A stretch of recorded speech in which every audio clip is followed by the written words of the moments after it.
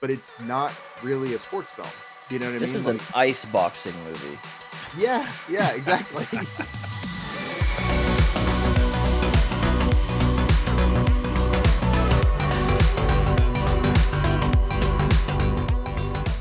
Hey everybody, welcome to Screen Riot. I'm Justin, and alongside me are Eddie, Kyle, and John. And the genre wheel landed on me for sports, so I picked a Paul Newman film from 1977 called Slapshot. And it's been probably about, 15, 20 years since I've seen this movie. Wasn't as good as I remember. Nope. I'll just start off and say that. Really? No, I'm the same way. All I could remember the Hansons. Yeah, exactly. I guess they're the highlight of the movie. I mean, Paul Newman's not bad in it, but I mean, I can think of, off the top of my head, like 3 Paul Newman movies I'd rather watch, on any given day. Yeah, well, he's a horny bastard, that's for sure. Okay, so talking about Paul Newman, and let's focus in on him for 1 second. I honestly thought that this was probably one of his worst movies. I can't think of it. I can't think of him in this role and go, "Oh yeah, no, it was really good." And I know why I feel that way. It was a declining arc. He had a declining character arc. He actually was a better person at the beginning of the movie, and then as you watched him like lie to his team, and then he's sleeping around on his wife, and then his wife leaves him anyway, and then he's sleeping around more. I mean, it really was nothing positive. And then he pretty much puts a cherry on top by calling a little kid a homosexual and saying how if his mom doesn't hurry up and remarry, the little kid is going to basically end up dating men. We're going to say it that way. That's the most tasteful way I can possibly say what he says to this woman. You're right. Like, the 1977. Yeah, the PC version of this did not last to 2022. No, but the fact that, I mean, typically we think of Paul Newman and he gets better. Like if you think of Color of Money, he starts out a dirtbag and he actually ends up with like a heart of gold, right? He's the hustler with a heart of gold. This is the opposite. He starts out a decent person and he tries to be a good person at the end and then still gives it up because he finds out there's scouts in the audience. He still goes back to being a jerk, a dirtbag basically. Right. It's just, I think it makes the whole movie feel very wrong for Paul Newman to be in. Like I could see Steve Martin playing this role and you'd be like, oh, it's hilarious. Or Bill Murray. Bill Murray would be perfect for this role, right? Bill Murray, 1970, that absolutely Bill Murray. But Paul Newman doesn't make sense. Not Cool Hand Luke. More like Vince Vaughn. Vince Vaughn would be better. Yeah, but in the 70s, Vince Vaughn was like 12 years old. I know. They wrote it, 30 years too early. Yeah, I hear you. I'm glad you brought that up, Eddie, because I was actually going to bring that same exact point up. It's like his character arc doesn't work for me in this movie. Like you said, he starts off as a good guy. He turns to a bad guy. That's what you're supposed to do in a script. And then he's supposed to learn from it. He does for about a whole 2 minutes. Yeah. And then he reverts.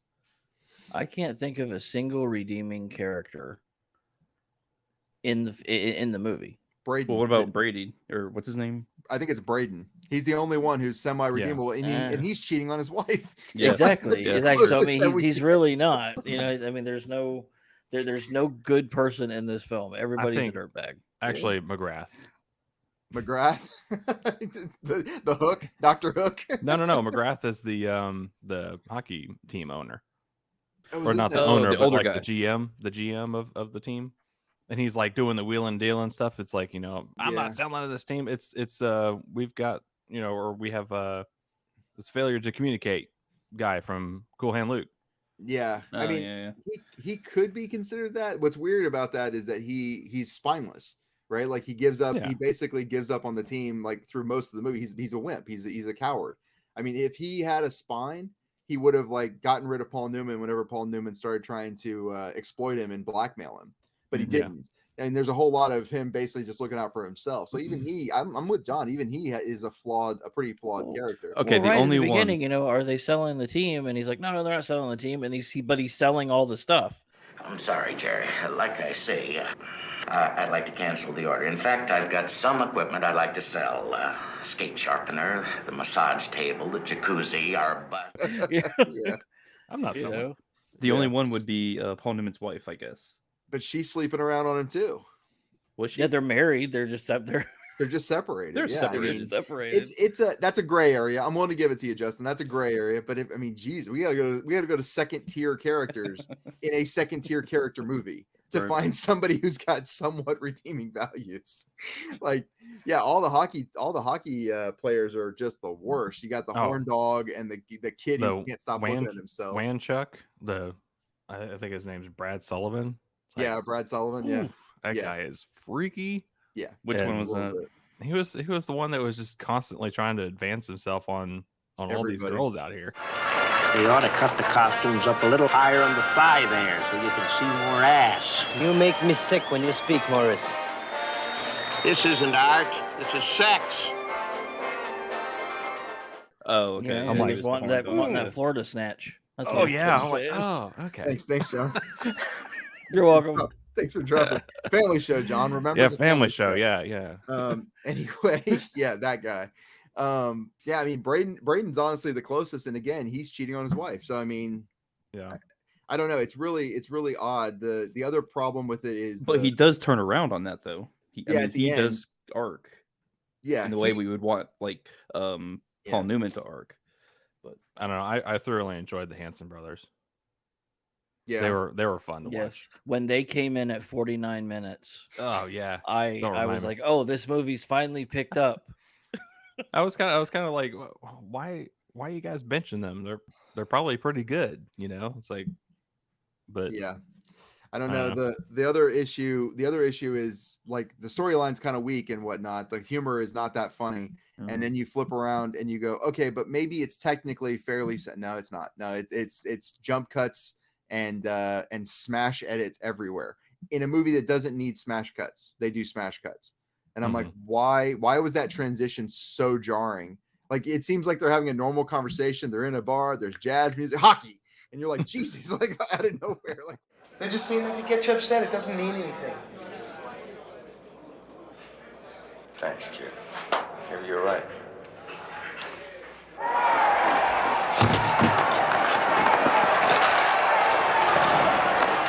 Yes. Yeah. It's I don't know. It's very odd. I mean, I don't hate the movie. I think it's kind of funny, but it feels like it wanted to be Naked Gun at some points, and then at other times it feels like it wanted to be, I don't know, taken seriously, I guess, for like 2 seconds. And then I don't know what this thing wanted to be. No, I don't either. What I immediately thought of, it was trying to be more sophisticated than what it was. Than what it could try to be. Exactly. It's like, just stick with the comedy and quit trying to delve deeper into these characters because they're one-dimensional characters. Yeah. I think maybe too the other thing that's kind of strange is the hockey itself isn't like, it's not enough of a hockey movie, in my opinion, to be considered a sports film. Like, I know you picked it for sports film, Justin, and it's listed as sports film for a genre, so I'm not dogging you on that, but it's not really a sports film. Do you know what I mean? This is an ice boxing movie. Yeah, exactly. Exactly. It is an ice. It's boxing. Oh, nice. Yeah, mixed in with like a sprinkling of like meatballs or porkies just for fun, you know. Exactly. Paul Newman, ladies and gentlemen. And apparently this is Paul Newman's one of his favorite films that he's done. Yeah, he said that this is his favorite movie he's ever acted. He's had the most fun on set as well. Oh yeah. Well, I mean, that makes sense. I mean, he's kind of like he's the playboy of the film. Yeah, he's just like, hey guys, let's go. You know, let's all get party and party and get drunk and do whatever. Speaking of, I was very surprised to see Melinda Dillon topless in this. I was like, she looks really familiar. Who is she? Yeah, she's the mom in Christmas Story.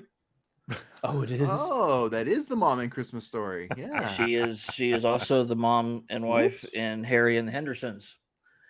And that's how John made sure Justin watched this movie again. There are wholesome family films that she's in, and then there's this where she's topless and talking about being a lesbian. Basically, well, we see a good portion of her Hendersons in this. That's true.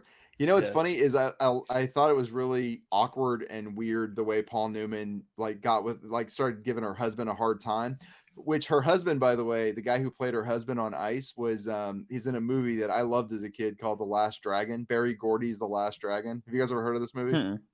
If you ever get a chance, it's a B movie that's fantastic. It's got Shonuff, the Shogun of Harlem, in it. Anyway, and then the guy who played her wife is like one of the other villains in that movie. And when he took off his mask, I was like, oh, it's the music producer guy. Yeah, I mean, it's just, I think it's really funny to see some of the smaller actors in this who didn't really go on to do much, but then they show up in this. I mean, granted, the wife from Harry and the Hendersons, debatable whether or not she did. I guess she did much, but A Christmas Story is a big movie. I mean, everyone knows that movie. So I did like the sportscaster Andrew, what's his name? Or Jim Carr. This is his character name. I liked him. He was pretty. He had actually probably one of the best comedic relief of the film. Ladies and gentlemen, look at that! You can't see that. I'm on radio.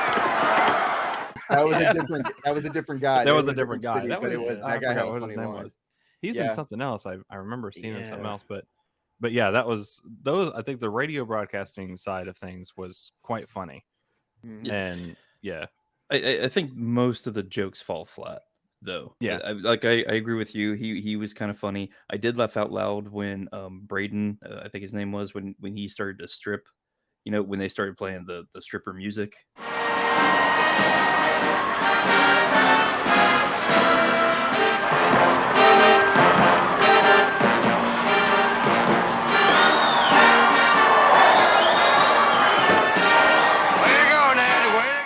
That made me laugh, but yeah, it was kind of funny when the high school band started playing the stripper music. Yeah, kind of odd. Yeah, just a little bit. A little bit odd. The guy have never seen that at a hockey movie or a hockey game, but you know, never. Jesus. Yeah, ice stripping too. The guy you were talking about is Paul Dooley, Kyle. Yeah, the actor. He's Paul Dooley, and he was in another one of our films that we reviewed called Breaking Away. Who was he in that? He was the dad. He was dad. Yeah, he was the dad. Oh, that's right. Yeah, that's why he looked familiar. Yeah, good call. But he was the one that was doing. It's like, man, look at that. Yeah, but I mean, he was in Hairspray, 16 Candles. He was Wimpy and Popeye. I mean, the guy's been around. Yeah, there's quite a few. There's quite a few actors in this that I've seen in other stuff. I mean, even the guy who was the horn dog on the team who kept talking about that Florida. Oh yeah. Personalities, even him. I mean, I've seen him in other stuff. So I mean, there's quite he was in The Untouchables, which is a fantastic film. That's right. Yeah. I don't know. We seem to have some positive things though. I mean, I don't know. Did you guys really? I mean, did you actually enjoy it or no? Because no. As a whole, no. I mean, there were just little snippets that were good. The most positive thing to me is literally what we're talking about is, oh, that actor was in this other movie that I like. Oh, this actor was in this other movie that I like. You know, that was the best thing for me. Going, oh, I've never seen him in another film before. Yeah. And then all of a sudden, oh, the mom from Christmas Story. Oh, the mom from Christmas Story. Ralphie's mom's being bad. Yeah. Yeah. I mean, I think the movie has some highlights, but no, as an overall, no, it's a good 30 minutes too long. Oh, at least. At least. This could have easily been an hour and 30 minutes. Yeah. Easily. Oh, easily. I mean, the first 20 minutes, I was like, okay, I'm gonna pause this now to see how long I have left, because I swear I was 30 minutes in, 30 to 45 minutes in. I was 20 minutes in. I didn't care about any of the characters yet, and ultimately, I really didn't care about any of the characters. Honestly, I cared more about the wife that was getting slept around on. Mm-hmm. Yes, than anybody else. I want to see that story. I want to see her story of dealing with that as a drama. Yeah. I think they should have got to to your point, John. They should have got to the Hansons quicker. They shouldn't have benched them. They shouldn't have went through that whole rigmarole for some reason. It should have just been, hey, you got to turn this around or we're selling. And then he goes out and he scouts these guys. Boom. Now he's in. Now we're off to the races. You could have done that in 20 minutes. Work for Major League. Yeah, exactly. Nice. Yeah, I mean, I had high hopes for this one just because of Paul Newman. I mean, he's a big name, and I liked him in other films. But this one, yeah, it definitely fell flat. And that's the thing too, like where Paul Newman apparently is saying this is one of his favorite movies or whatnot. I just think at the end of the day, he probably just looks back and goes, "Oh yeah, that was that movie where we all hung out and like drank with those ice skaters for 2 or 3 days." I'm using drank loosely here. There's probably other things. Yeah. because I mean, if you compare that to Cool Hand Luke, far superior movie. Oh yeah, he's in the middle of the desert with basically a bunch of dudes who are pretending to be in prison. Fun. Not as fun. Yeah, obviously not as fun of a movie. You know what I mean? So I imagine he probably does look at this and goes, "Oh, that was a great movie. That was a great time." Yeah. Remember that time I slept my ass off every day? Yeah, that was great. Oh yeah. He's probably looking at the whole the production as a whole. Oh yeah. That's why he can't be looking at, oh, I'm going to, he can't be, if this is on when he's flipping through the channels, if Paul Newman, he just like, no, he's not going to stop there and I'm going to watch this film that I made. No, that's not going to happen. The only reason I think he would do that is to relive some kind of like a trophy thing, right? Like you turn it on and then you go, oh yeah, it's Ralphie's mom. Whew. Man, we shot that scene really easily, didn't we? Like, I doubt highly that that's where it stopped. You know what I mean? Like that's probably what he uses this film for. Is he's like, her and the blonde twins that were running out of this. They actually didn't like that actor that much, but I'm Paul Newman. You know what I mean? Like that's probably what he uses it for. I definitely walked around like that. Yeah. Huh? Oh yeah, Paul Newman. I like salad dressing. I'm Paul Newman. I make salad dressing. Paul Newman. He's diversified, man. He's the Shaq of that period. Yeah. Don't they give like 100% of their profits to the Paul Newman Foundation or something like that? It goes to charity. Yeah. That's pretty cool. And the salad dressing is delicious. It is pretty good. You get to donate and you get to receive goodness. Yeah, pretty much. I don't know. I definitely don't see watching this movie again anytime soon. Like I haven't seen it in, I'm like you, I probably haven't seen it in, I don't know, at least 15, 20 years. And I don't see going back anytime soon. Unless, of course, I do the same thing and just forget that I watched it. If I'm like, oh, man, I forgot what this movie's about. It's about the Hanson brothers, right? And then put it on and be like, oh, God, never again. Where was Ralphie's mom? Oh, there she is. Just get to that point. Justin, do you want to score this? Let's score it. Sure. Man, this is a tough one because I'm just gonna say Paul Newman is one of my favorite actors, but honestly, it's not that great, and I think my nostalgic was higher than it should have been for this. I'm gonna go 5. Going 5? Yeah. Okay, I am a little lower. I'm gonna go 1.2. Oh my gosh! Just a little lower. Wow. Just a touch. Okay. Towards the other end. That's nuts. All right, sanity. Kyle. I'm actually near Justin. I was actually going to rate this probably a 5.5. 5.5 for Kyle. Yeah, we watch different movies, gentlemen. You are all wrong. It is a 3.5. 3.5. Wow. Okay. Yes. So John gave the honest, probably not jerk, score that I probably should give, but I'm a jerk. I don't care. I gave it at least a half a point just because it's hockey and I like hockey. So was it hockey though? I'm with John saying it was ice boxing. I think that's closer to what this was. I mean, that was the good old days of hockey when they allowed fighting. Do you want to know an interesting bit of trivia? There's 4 goals scored in this movie. In the entire movie, you only see more 4 than that. There's 4 goals. There's more than that. Count them. Go back and watch it and count them. There's 4 goals scored in the movie. Again. You want to know the number of punches thrown in the movie? Over 9,000. Oh, there's like 300. There's more than 1.2. I'll tell you that. Dude, a guy gets slashed across the face with a hockey stick. Which is that's worth a point. It's excellent.